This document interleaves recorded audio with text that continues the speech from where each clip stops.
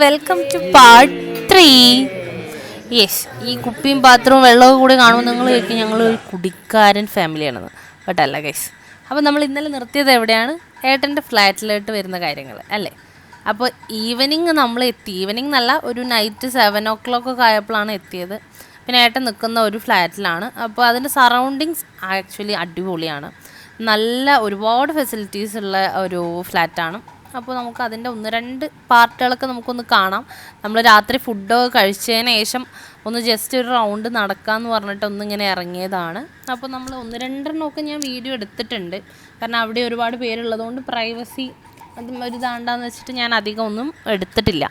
പിന്നെ ഞാനും തന്നെ ഞങ്ങളാ പോയി വന്നൊരു ക്ഷീണവും കാര്യം മുഖത്തുണ്ടെങ്കിലും പിന്നെ ഇങ്ങനെ നടക്കാനൊരു ഒരു രസം. പിന്നെ ഏറ്റവും രസമുള്ള കാര്യം എന്താ വെച്ചാൽ, റൂമിൽ നിന്ന് ഈ മക്കളൊരു 4 ഇറങ്ങി ഓൾറെഡി പോയിട്ടുണ്ടായിരുന്നു. അവരെ തിരഞ്ഞായിരുന്നു പിന്നെ ഞങ്ങൾ ഈ നടത്തം മൊത്തം നടന്നിട്ടുണ്ടായിരുന്നത്. പക്ഷേ അവസാനം എന്നിട്ടും അവരെ കണ്ട് കിട്ടിയില്ല. പിന്നെ അവസാനം കുറച്ച് കഴിഞ്ഞപ്പോൾ റൂമിലോട്ട് തന്നെ എത്തിയിട്ടുണ്ടായിരുന്നു. ഫ്ലാറ്റിലേക്ക് എത്തി.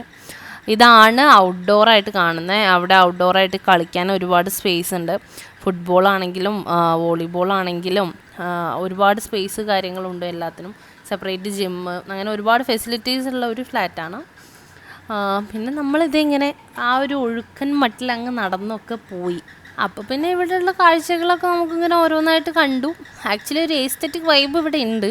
ഓരോ കോർണറിനും ഞാൻ നേരത്തെ പറഞ്ഞില്ല, ഒരുപാട് പ്ലേ ഏരിയ ഉണ്ട്. ഇവിടെ ക്രിക്കറ്റ് കളിക്കാൻ ഈ സെപ്പറേറ്റ് സ്ഥലമുണ്ട്. പിന്നെ ഒരു ഓപ്പൺ ജിം പോലെ ഉണ്ട്. നോർമലി നമ്മൾ പാർക്കിലൊക്കെ ഉണ്ടാകുന്ന പോലെ തന്നെ. പിന്നെ ഞങ്ങളുടെ ഒരു അധ്വാനമായിരുന്നു. ഇത്രയും മടമടാ ഫുഡ് അടിച്ച് കയറ്റിയിട്ടും അതിൻ്റെ ഒരു ക്ഷീണം അങ്ങ് മാറിക്കോട്ടെ എന്ന് വെച്ചിട്ടേ എല്ലാം പറ്റും പോലെ ചെയ്തായിരുന്നു. ഒരു മിനിറ്റ് ഇപ്പം തന്നെ ഒന്ന് തെറ്റിയിരുന്നാൽ ഇപ്പം തന്നെ എൻ്റെ തല ഇടിച്ചേനെ. അത് വേറൊരു സത്യം.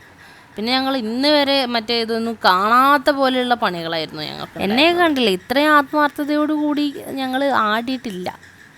പിന്നെ അപ്പുറത്തെ ഒരുപാട് വേറെ ഫ്ലാറ്റിലെ ആളുകൾ ബാസ്കറ്റ് ബോൾ കളിക്കുന്നുണ്ടായിരുന്നു.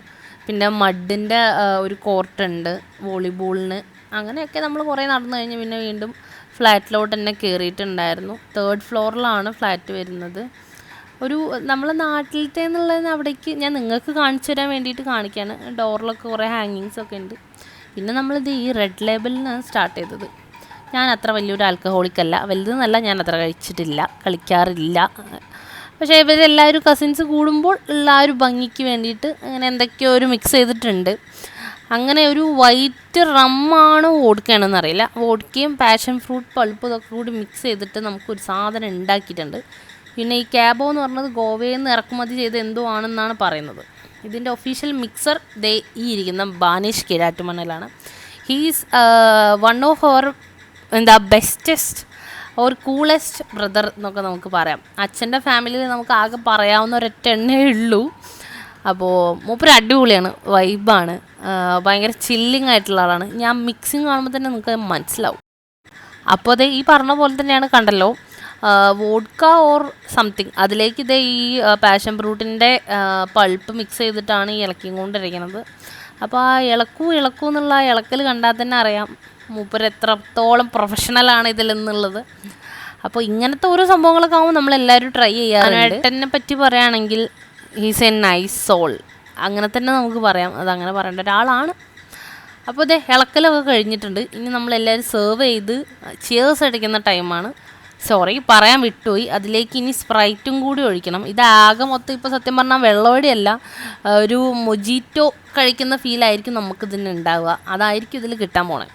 പിന്നെ ഞാൻ എൻ്റെ ഫാമിലിയിൽ നിന്നും അതേപോലെ തന്നെ നിങ്ങൾക്ക് ഇപ്പോൾ പറഞ്ഞു തരാനുള്ള സന്ദേശമായിട്ടൊന്നുമല്ല ഞാൻ പറയണത്.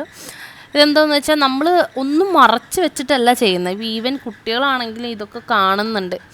അതുകൊണ്ട് തന്നെ ഞങ്ങൾ പൊതുവെ പറയാറ് എങ്ങനെയാണെന്ന് വെച്ചാൽ, നമ്മൾ വീട്ടിൽ ഈ ഒരു സംഭവം ഉണ്ടാകുമ്പോൾ പുറത്തുനിന്ന് കഴിക്കാനോ അല്ലെങ്കിൽ പുറത്ത് പോയിട്ട് കുട്ടികൾക്കൊരു സ്വാതന്ത്ര്യം വേണമെന്നുള്ള തോന്നലുണ്ടാവില്ല. അവർക്കെല്ലാം വീട്ടിൽ ഓപ്പൺ അപ്പ് ചെയ്യാനുള്ളൊരു സ്പേസ് കൊടുക്കുന്നുണ്ട്.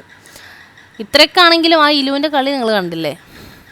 ഇതായിരുന്നു കേട്ടോ നൈറ്റ് സ്പെഷ്യൽ. പക്ഷെ വീഡിയോ എടുക്കാൻ പറ്റിയില്ല.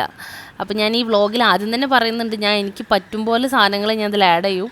ഇത് കസൂരി മേത്തൊക്കെ ആഡ് ചെയ്തിട്ടുള്ളൊരു പൊറോട്ടയും പിന്നെ ഗീ റൈസ്, അതേപോലെ ചിക്കൻ ആയിരുന്നു. ഇതൊക്കെ സംഭവം ടേസ്റ്റി ആയിരുന്നു. പക്ഷേ എനിക്ക് അതിൻ്റെ ഒന്നും വൃത്തിയുള്ള വ്ളോഗ് എടുക്കാൻ പറ്റിയിട്ടില്ല. പിന്നെ അത് കഴിഞ്ഞതിന് ശേഷം ഞങ്ങൾ വീണ്ടും ഒരു നടത്തം നടന്നു. പിന്നെ ദേ വീണ്ടും നമ്മൾ കുറേ നടന്നു, പുറത്തൊക്കെ നടന്നു, നല്ല കാറ്റൊക്കെ കൊണ്ട് നമ്മൾ ആക്ച്വലി നല്ലൊരു ക്വാളിറ്റി ടൈം തന്നെയാണ് എക്സ്പെക്റ്റ് ചെയ്തിട്ടുണ്ടായിരുന്നത്. എല്ലാ പ്രാവശ്യം വരുന്ന പോലെ ഹറിബറിയായിട്ട് സ്ഥലങ്ങൾ കാണണമല്ലോ, വിസിറ്റ് ഇപ്രാവശ്യം വേണ്ട, ഫാമിലി ടൈം നമുക്ക് വേണം എന്നുള്ള രീതിയിൽ തന്നെയാണ് എല്ലാവരും സ്പെൻഡ് ചെയ്തിട്ടുണ്ടായിരുന്നത്. അതുകൊണ്ട് തന്നെ എല്ലാ വർഷവും നമ്മൾ വരുന്ന കാര്യമാണെങ്കിലും ഈ വർഷം തൊട്ടാണല്ലോ നമ്മൾ യൂട്യൂബ് സ്റ്റാർട്ട് ചെയ്തുകൊണ്ട് ഇതൊക്കെ ഒന്ന് കാണിക്കാൻ വെച്ചു. അതുകൊണ്ട് തന്നെ ബാക്കി കാര്യങ്ങൾ മൊത്തം പാർട്ട് 4 ഉണ്ടാവും.